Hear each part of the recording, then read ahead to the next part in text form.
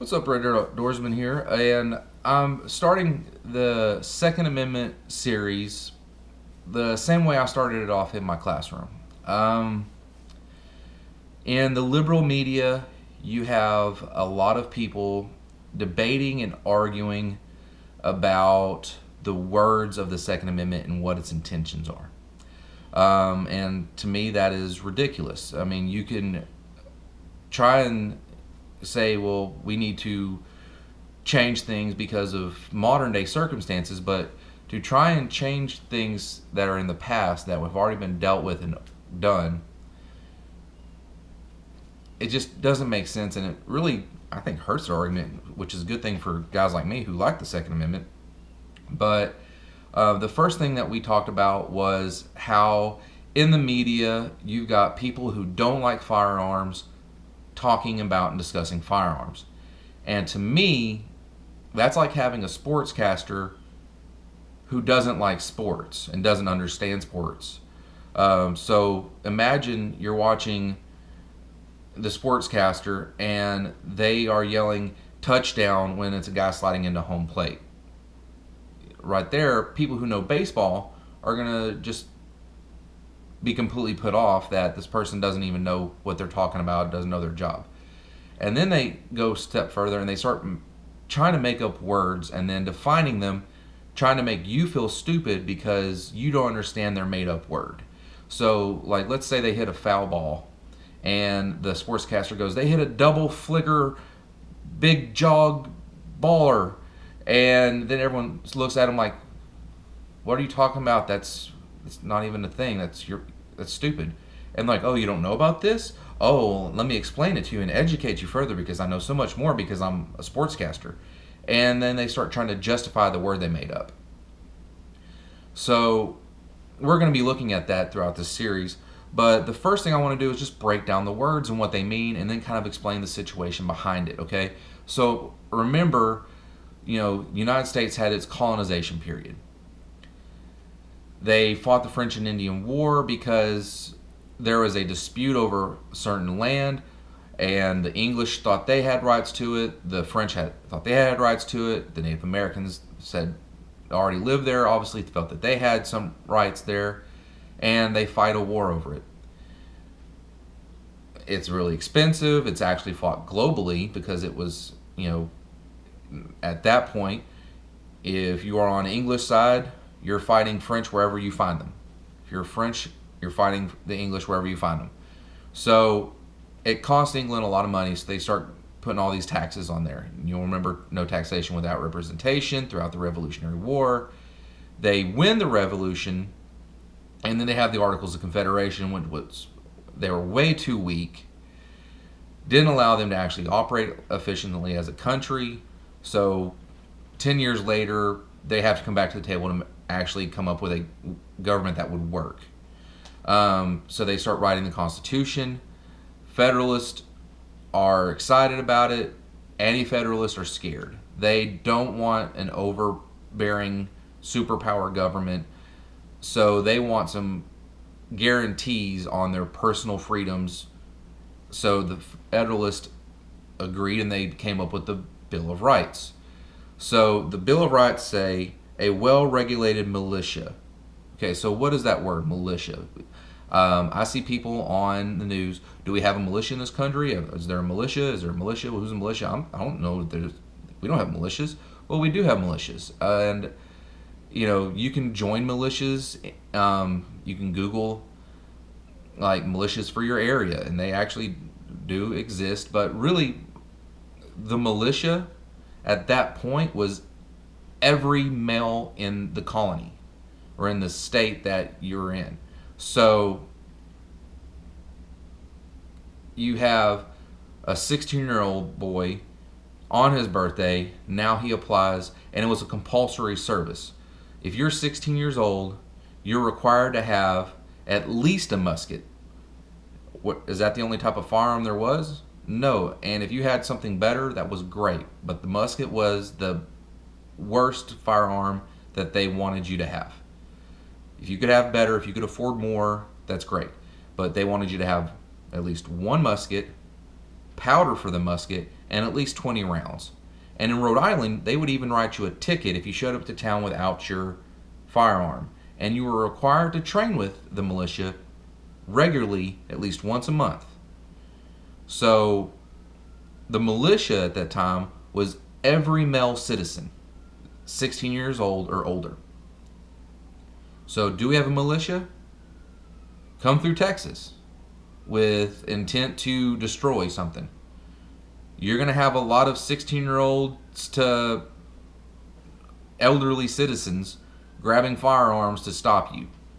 I mean, even the Russians during the Cold War knew not to go through Texas because those guys have guns and they're not afraid to use them. So it says being necessary means that we need it. We have to have it. To the security of a free state. So for a free country, you need to have armed citizens. Okay, so why is that? Well, if you look throughout history, we took guns from Native Americans. Now Native Americans can't fight back. Took the guns from the Nazis took the guns from the people who opposed them. Now they can't fight back against the Nazis.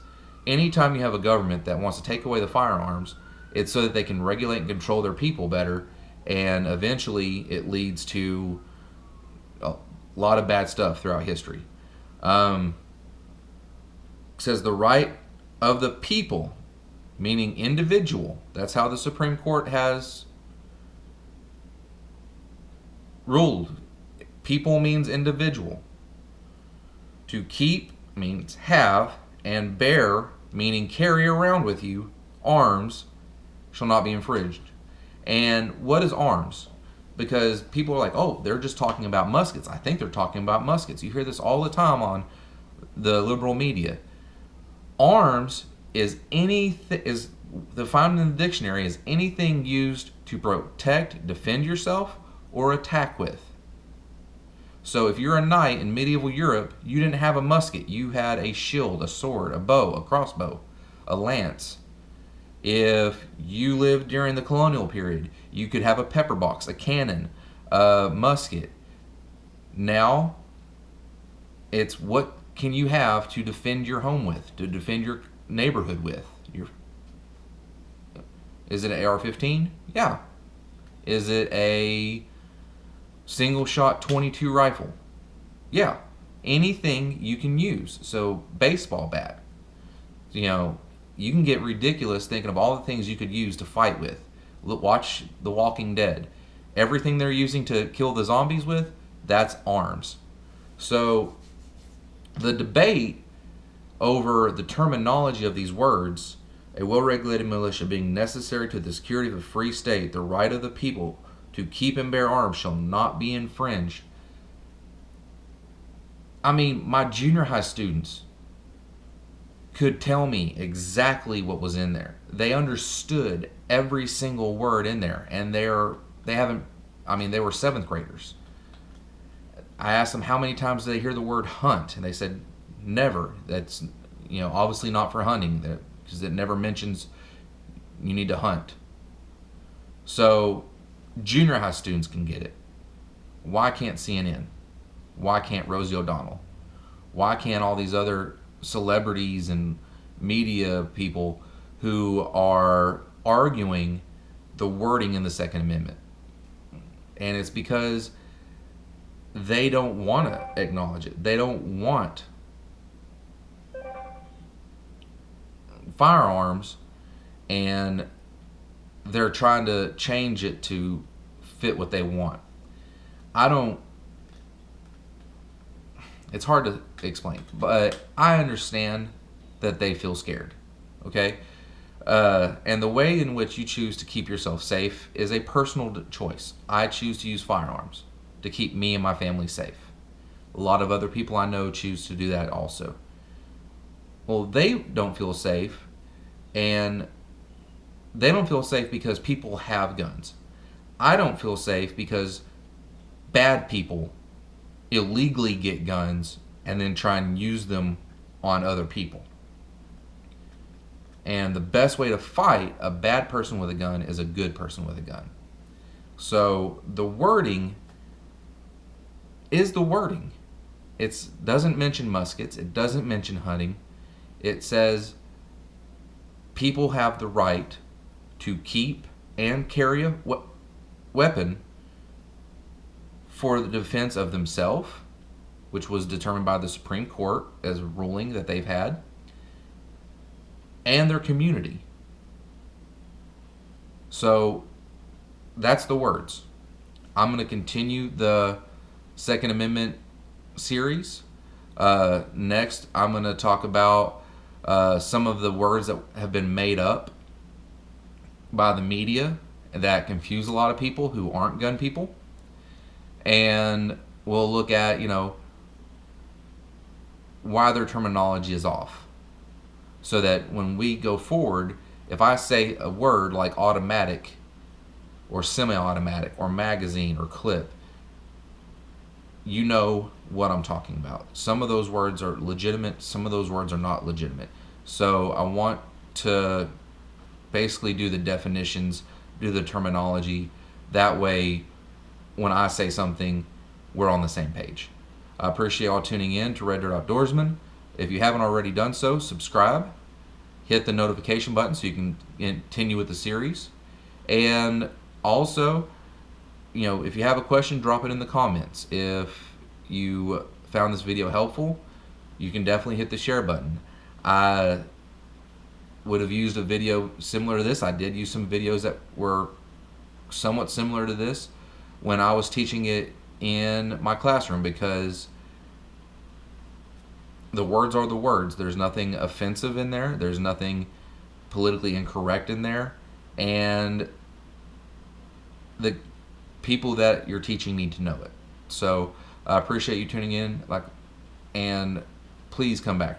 I think this series is going to be beneficial and help us, if you're pro-gun, to actually continue the conversation with people who aren't pro-gun. One last bit of advice: if you are pro-gun and you're talking to an anti-gun person, keep it civil. Even if they're getting extremely emotional about it, keep it civil. You never win your argument by getting aggressive. Think about Gandhi, Martin Luther King Jr. Both men said that when you take your argument and then you go violent with it, you go aggressive with it, you belittle or badmouth the person you're talking with, you've lost your argument, because now they're not going to hear anything that you say. If you keep it civil, they'll probably at least hear you out. So I appreciate you tuning in, and we will talk to you again next time on Red Dirt Outdoorsman.